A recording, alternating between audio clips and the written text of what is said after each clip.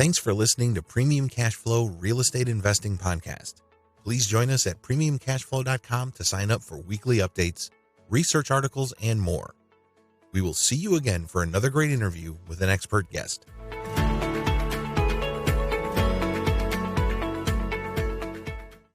Welcome to another edition of Premium Cashflow Podcast. Today, I'm delighted to welcome Whitney Nicely from East Tennessee. Welcome to the show, Whitney. I appreciate it. Yeah, thanks for having me. This is going to be awesome. I absolutely love it. I think Whitney is a veteran investor in the Tennessee area. She's done many deals from land to lease options. I mean, she does a little bit of industrial stuff as well. And she has, of course, a multifamily units. I'm excited to kind of get into her story. Whitney started pretty much with no money down and scaled her business into several land deals, apartments, a bunch of houses as well. She is actually the president of Tennessee Real Estate Investor Association right now, specifically in Knoxville area. And she's passionate about helping investors get started, the education component of it. So I love to kind of chat with her today and share with our listeners her story and get some educational nuggets out of all of our conversation. So with that, Whitney, thank you for taking time. Help us get started as to how you kind of got started in real estate, and perhaps how is your journey now? I started buying land. I ended up at a real estate auction and I bought a piece of property for $1,200. Nothing major, nothing super exciting, but it got me started, right? Sure. I was a real estate investor from then on, and $1,200, even if I screwed up, that was going to be okay. Sure. But I ended up buying a piece of property that had gone through foreclosure. The woman before me had paid $69,000 for it. Wow. Back in the recession. So I felt like I got a pretty good deal there. Sure. And it gave me the confidence to go into the second deal. I paid $1,500 for that one. And I was able to turn around and rent the driveway for $250 and rent the land for $500. So incredible. Every other month I get my full investment back on that deal. So, I was getting a lot of confidence. I did some other deals, and that's when I got into houses. I was having a lot of wins in land, and I thought, well, if I can do this in land, watch me go into houses. And absolutely. I mean, such deals can quickly get you spoiled. That's for sure. For sure. Yeah. And those are I think those are some really nice deals that I always like to say that first couple of deals can really determine sort of your traction or momentum of sorts. And such sweet deals can really, really get you started and excited. I think, how did you kind of, went into houses? What was that story like? I was working at my mom's dump truck company at the time, and I saw her making a big deposit one day. And I was like, wait a second, where'd you get all this money? And she said, well, I got all those rental houses. And I was like, so you make money every single month when these people rent these houses? I mean, I was in my 20s. I was kind of dumb. And it finally just clicked with me one day. And I said, well, how do I get rental houses? And she said, well, go figure it out. I see. Okay. So that's interesting. So you're saying, Whitney, that your mom was already a real estate investor. So you kind of got a firsthand look into, how to do the landlording sort of things, basically. But she didn't show me anything. She told me to go figure it out. Sure. She figured that if she could figure it out, I'd figure it out. Sure. So I got to looking at her and I thought, well, I do remember always going to these auctions and buying these houses. Maybe I could go to an auction and buy a house. So the next one I went to was down the street from where I was living at the time. Sure. And it went up for sale, and I think I paid $32,000 for this house. It was my entire life savings. And, then I had to put 10% on top of it because it was at an auction, and I was completely broke. I was totally out of money. Sure. And I made a lot of mistakes. That house had a bathroom, but it didn't actually have a shower in it. And in this day and time, people like to take showers instead of baths every day. Sure. So I had to redo the bathroom in it. I racked up some credit card debt to do that. But I got my first tenant in it, and they were paying me $800 a month. And I was super excited. It was my brother's birthday. I was like, yes, we're doing this. Right. And awesome. Then I calculated how long we were going to have to rent this house to get our investment back, and how many houses that we would have to buy, how long it was going to take us to both be able to retire. Sure. It was like 115 years. And I was in my 20s, but I still didn't have 115 years left. Sure. You would love to, but obviously we are stretching there for sure. Yeah. So that's interesting. Then, before the show, Whitney, you shared that you are kind of big into now doing the lease options and things like that. So, are you maybe alluding that perhaps some of these experiences of buying single-family houses and perhaps fixing them and stuff like that, you realize that yes, I mean the amount of investment that's needed is quite a lot, and perhaps the return are quite in the distance for sure, right? So was that something kind of touched you to say that, hey, maybe let me explore some alternate strategies? And was that kind of your doorway to kind of getting into lease options perhaps? Oh yeah, totally. I went broke trying to get rich in real estate. And it was also through this process that I found out about the Notria. And so I went to a Real Estate Investors Association meeting, and they were going to have a special pop-up seminar on lease options, and it was $75. And I told the president at the time, I said, I don't have $75. I am flat broke. He said, I think you're really going to like this creative financing stuff. So if you'll pay $75 and come to the event, I'll give you your money back if you don't like it and you don't learn anything. Sure. And I said, all right, old man, I can do that. Awesome. Needless to say, I fell in love. I went all in with lease options and owner financing. And in the next year from that very first meeting, I was able to do 14 deals with $10 invested in each one of those. And I made almost $140,000. Incredible. Wow. So like, for example, a viewer listening, right? If they want to understand, let's first define what a lease option is, and perhaps we can kind of get into some other specifics as well. Okay. A lease option is a really fancy rental agreement that gives you the opportunity to buy the house in the future for a price we agree upon today. I see. So the idea would be is that you're buying a sort of an option to purchase, and you're having an existing lease.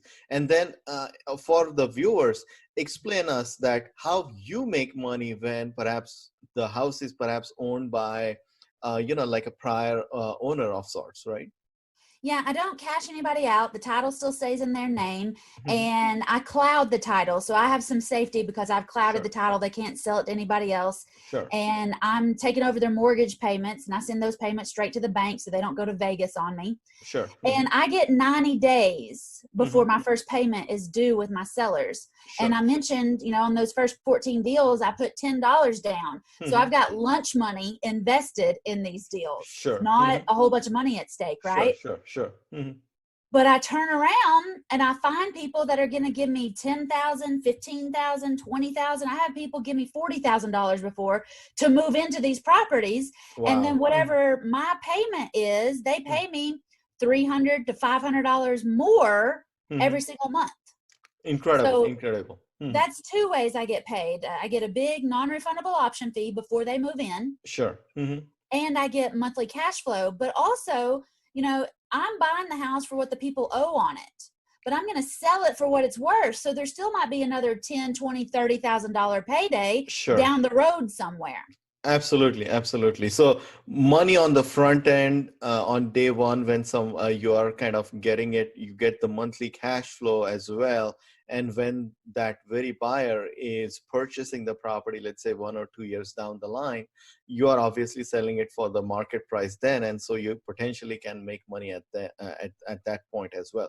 So that's awesome. So now let's kind of dig into this, Whitney, here, that for someone kind of listening to this conversation and kind of saying that, hey, I want to get started with this. I'm interested to know more about it, right? So tell us some details about, what would be sort of a candidate property? Like, for example, why would someone perhaps, just kind of give you the house and trust you, saying that, hey, you own the mortgage, you are clouding the title and things like that. And I may want to just correct myself. Mortgage is still in the prior owner's name, but you are obviously taking responsibility of payments and things like that. So what would be, for starters, like, what would be that candidate property or the owner? What would be that situation would look like? A lot of tired landlords, accidental landlords, have mortgages on properties and they're tired of dealing with it. You know, maybe then they bought it to be a landlord, but they just get tired of playing with it. It's not a new toy anymore. But accidental landlords are perfect for lease options. And these are people that, you know, a lot of times they moved in the house, they lived there, and then they moved on with life, and then they just rented this one out. And so they accidentally became a landlord, but they're not trained at landlording. And then they get in a position where they're like, I just don't want to deal with it anymore. If somebody will just make my payment, I'll just let somebody else have it. Sure. So you provide the freedom for them to do what they want to do, and you kind of take over all of that responsibility. So does that mean then, Whitney, that you are owning a lot more things in terms of, sort of maintaining the house or, doing any improvements and things like that? If a tenant has any issues, they call you or anything like that. What does that nature look like? I am working with tenants who want to turn into buyers. So I tell them, pretend I'm the bank. If your toilet gets clogged, you don't call the bank. You call a plumber. If your roof starts leaking, call a roofer. Don't call me. I'll take 30 days. If something major breaks in the first 30 days that you're there, okay, fine. I'll take care of it, or we'll figure out how to deal with it some way or another. But mostly you're buying this house as is, and you're getting the privilege of actually moving into something immediately instead of waiting 2 or 3 months or 2 or 3 years before you can actually have it. Sure. Now we got the back end figured out as far as, who the owners would be and their houses and things like that. Like, what would be the other side of the house, meaning folks who come to you saying, hey, we want to kind of buy the house, or I guess lease option the house. What would that nature look like, meaning in terms of, what's that end buyer profile like? A lot of people have bad credit in America. They got great jobs. They've got great personalities. They just have bad credit. And I'm willing to let them move into the house, make the payments, improve their credit, and then get the mortgage. So that's the first person that I deal with. The second person are people that just moved to the area and they don't have 2 years of a steady job here. And mortgage brokers want to see 2 years history before they give you a nice big fat loan. The third person that I deal with are small business owners, because they're risky at the bank, right? And so a lot of times they don't qualify immediately, but if they're working with a good mortgage broker, again, they have time to establish themselves and get their mortgage later. Sure. Now, how does the marketing piece look like for this, Whitney? That obviously you are having a good inventory of houses. You're obviously, on one side dealing with sellers. On the other side, you have, potential tenants, sort of in the lease options that are exercising. What does that all marketing, advertising nature look like? Like, what are some of the techniques? Could you maybe help us understand that? When I'm talking to sellers, we send a lot of yellow letters that say, hey, I want to buy your house. Call me quickly. And we wear yellow buttons that say, I buy houses. And it's a great icebreaker. So you're in the grocery store, you're at your kid's ball game, you're at the bank, and people just come up to you and start telling you about this problem property that they have. Otherwise, they just walk right by you. Sure. We also use Facebook. And we post on Facebook, hey, I'm looking for houses like this. Hey, I'm looking for FSBO signs like that. Hey, this is what I'm doing these days. If you talk to somebody who's tired of being a landlord, tell them to call me. And everybody knows somebody that is tired of being a landlord. Everybody. Interesting. So this whole marketing, Whitney, how much time or years it took for you to kind of gain traction and kind of be that known person? And again, I'm coming from a perspective of someone is interested, they want to explore this and get started.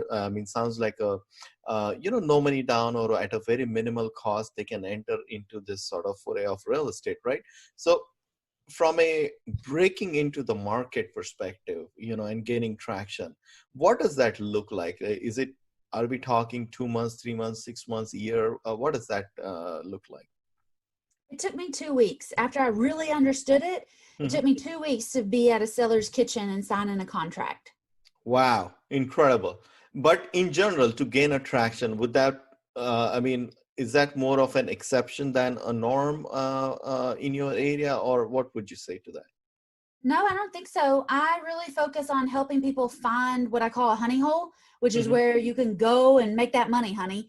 So you don't have to have all this competition. You don't have to have all these hoops that you got to jump through and all these criteria that you got to do. Like, no, I help women especially find a honey hole so that they can get some success super fast, because when you start making quick wins, you get excited and your confidence builds and you go after it really, really fast. So I think 2 to 6 weeks is right. I've got women that have been at the closing table making $10,000 and $12,000 in 6 weeks. Wow, incredible! Now, I through my experience, Whitney, I kind of know that sometimes you have to profile the right size of house in terms of whether it's physical size or, more importantly, sort of that price point.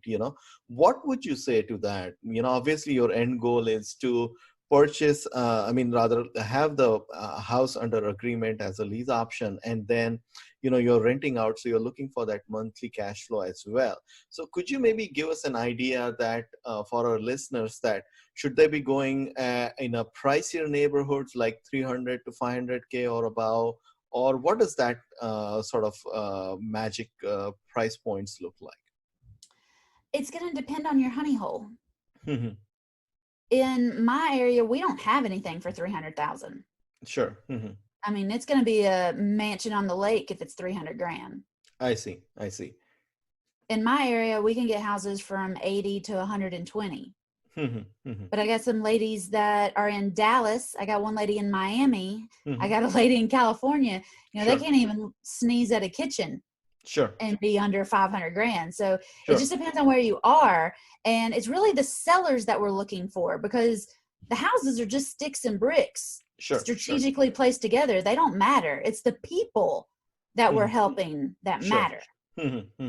So, but would you say that for prospective investor looking at this, they have to know what the rents are in the area and kind of be mindful of, what you're targeting, and obviously there's a potential that you don't want to be in a upside down situation, for lack of a better word, where you're kind of maybe having a very skinny deal of sorts, where you're kind of taking over a mortgage balance payment, and perhaps you may not have that much of a cash flow. So in those cases, would you say that those may not be the winners, that those may not be the right candidates for this strategy? Would that be a correct statement?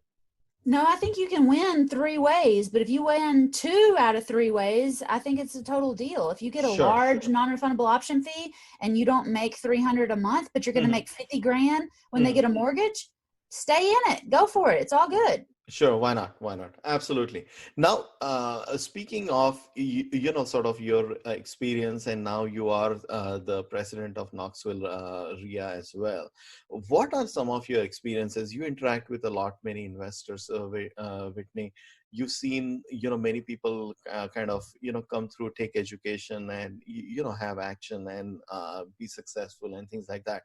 What would you say that for viewers listening or seeing this conversation, what are some of the pieces of advice you can give to newbies who are listening to this? It's really easy for me to say, get started. Sure. But getting started is going to be different for everybody. Maybe finding a coach is your way of getting started and then giving you some direction. Maybe joining a local RIA is you getting started. Maybe getting a deal under contract is you getting started. Maybe finding a local attorney is your way of getting started. A lot of people fear failing. And they don't get started because they're afraid it's not going to work out, or they don't get a coach because they've tried dieting in the past and they fell off the wagon, and they're afraid getting a real estate coach will be the same kind of thing. And it's going to be what you put into it. Sure. And you can't cheat your diet and you can't cheat yourself. When you're ready, and a lot of times, I'm talking to women, when you get good and mad and there's no other choice but to become a successful real estate investor, that's when you're going to get started. That's when you're going to take action. That's when it don't matter who says what to you. you're going to get it done. Awesome. Awesome. Love that. I mean, get yourself educated, get a mentor, stay focused, take action, and don't let naysayers or anybody, kind of sway you. Stay committed and kind of see yourself through. Incredible. I love Absolutely. that. Love that. Now, Whitney, speaking of, different strategies, like you've done, land, you've done single family, you've done lease options, and obviously you've done some apartments as well. What is your focus now? Like, are you more gravitating towards doing more lease option deals, or what is your mindset towards doing more things in current future? So I have 15 houses, and my goal, what I've learned is that about half of them come empty every year. So if I get 7 empty houses every year and I get at least 10,000, that's going to be 70 grand that comes into me that I don't owe anybody anything for, because I've had these houses for 5, 6, 7 years at this point. So I'm in just a recycling phase. I worked for 2 years to get to 15 houses. I actually had 19 at one time, but some of them sold, and so I lost those out of my rotation. But right now I'm just maintaining, because I can use that 70 grand and I can probably pay off another house. Sure. So every year or two, I'm paying off 1 or 2 houses, depending on what sells and how many option fees I get, and, plus the cash flow that comes in. So my goal is absolute debt freedom, not just financial freedom, but debt freedom, so that I can use my portfolio to fund private money lending and to do other things in real estate. So I'm in a, recycling debt pay down thing right now. I'm not actively talking to sellers all day, every day. I'm riding what I built up. And that's what I help women do, because I don't think everybody wants to work until the day they die. A lot of times you want to put it on autopilot and enjoy this passive income. You want to sit on the back porch and drink coffee. You want to clock out at 3 o'clock every day. You want to enjoy taking the kids to do stuff. And it's not just about work, money. It's about life. Absolutely. Absolutely. And I've found a really sweet balance with life. And so I hustle, but I'm not hustling houses like I used to. Awesome. And I echo that sentiment, absolutely, Whitney. I personally, has been sort of that, job free or cash flowing free, for that matter, owning, let's say, a couple of 100 houses and a few apartments. I have seen that, personally experienced that. So I can definitely echo your sentiment that you can be free, you can do what you want to do, and you can be sort of, purposeful about, different activities during your daily life. I mean, if you wanted to, take your son to a basketball game or soccer game in odd hours, or, hey, go shopping whenever, or, as you alluded to, just sit, drink coffee, read a book, or things like that. Real estate definitely gives you that pleasure and freedom. So, couldn't agree more. And one of the things, if I may share, I like about it is that, with real estate, you are exposed to so many different avenues. You have to know the accounting, you have to know the marketing side of things, you have to know, sort of the rules around the landlording and things like that. And if someone is, let's say, interested into, multifamily or other facets of investments, you still have that freedom to explore. And there is so much sort of replicable knowledge you can apply. And speaking of that, Whitney, knowing your apartment stories and your journey, right? For new investors, what would you advise? Would you kind of maybe share with them, go a single family or a land route, or maybe jump into, multifamily business right away? What would be some of your advice relative to different niches? I hate to give just a blanket advice statement, because it depends on where you are and what your goal is. Sure. If you got a $20,000 credit card bill that's, keeping you up at night, then maybe go wholesale a deal or two and get that off your plate, and then talk about long-term strategies and stuff. Sure. I think a lot of times people give advice without knowing where you are and what you want to do. Sure. I could hustle my tail off and I could stay on the real estate hamster wheel and I could make $1 million a year, but I wouldn't exactly be living and doing everything I wanted to. Sure. So it totally depends. I think houses are a great place to start because they're so flexible. You can get a house and you can keep it, you can flip it, you can wholesale it, you can assign it, you can get it owner financed, you could rent it, you could house hack it. Like there's just so many things you could do with it. And there's so many of them, right? Sure, I mean, sure. You can't swing a dead cat around here and not hit a house. But apartments is going to take a little bit more digging to find a quadplex sometimes. Sure. If you're going to take on 16 units or 50 units, you might have to take on partners. And all of that starts to get really complicated. And I like to keep everything simple and plain and easy because complicating it is something that women have a special talent for. I like it to be plain and understandable and, bite size. So I'd say houses if I have to give an answer. Awesome. And I love the fact you kind of alluded to, if viewers have not sort of caught on, is that it's easy to kind of get into a house. And I think the experience that I think gives you, whether it's renovations or dealing with contractors or just kind of learning through the process, that what it takes to buy a house, sometimes, we can relate to our like prior experiences. Just walking around the building or doing that due diligence, you have no clue whether the house needs windows or how bad the kitchen may be, and you're kind of figuring your way out. So I think it's easy to say that houses would maybe like a great place to get started and fail quicker on a smaller scale and learn before you kind of jumped into. And I agree with you where you said that the bigger you go, you are kind of taking on partners. There's a lot more responsibility. It does start to get complicated. So, kind of learning through houses. And as you also said, I love that statement where you said that if you have a limited budget based on what your situation is, who knows? The right answer may be that you wholesale a few houses. This way, the neighborhoods, what the market is like. And wholesaling is a great way to start. You can generate quick cash on a bunch of transactions. It doesn't take that long. It's almost a no money down way of getting started and kind of earning some quick cash for sure. And I personally know several wholesalers who've been successful, and to make a story longer, they love so much wholesaling that they want to stay in wholesaling and they don't want to do the houses and things like that. So it's incredible. Like there's just so many avenues you can take. So it absolutely is, great advice there. So speaking of all of this then, Whitney, kindly share with the listeners that how they can find you, learn more about your company or any other things that you have currently going on. My best website to go to is shebuysit.com. Interesting. Simple enough. Shebuysit.com. Yep. Awesome. I help women get their first deal done fast.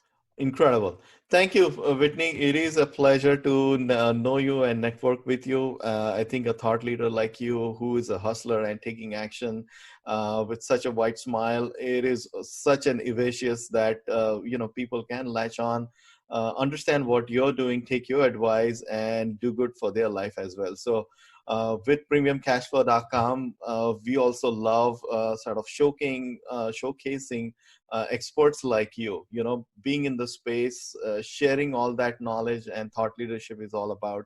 So viewers can log on to premiumcashflow.com as well. And we definitely have the news, the articles, and experts like you who come on all the time and share their valuable advice. So never miss premiumcashflow.com. And if someone is interested in, let's say, passive investments, kindly register with us and we can get on a short phone call, understand what you're looking to do, and see if we can help each other out. So thank you, Whitney. It's always a pleasure. I wish you luck, and I'm sure we'll be talking again in the future as well. Yeah, thanks for having me. This was great. Awesome. Thanks for listening to Premium Cashflow Real Estate Investing Podcast. Please join us at premiumcashflow.com to sign up for weekly updates, research articles, and more. We will see you again for another great interview with an expert guest.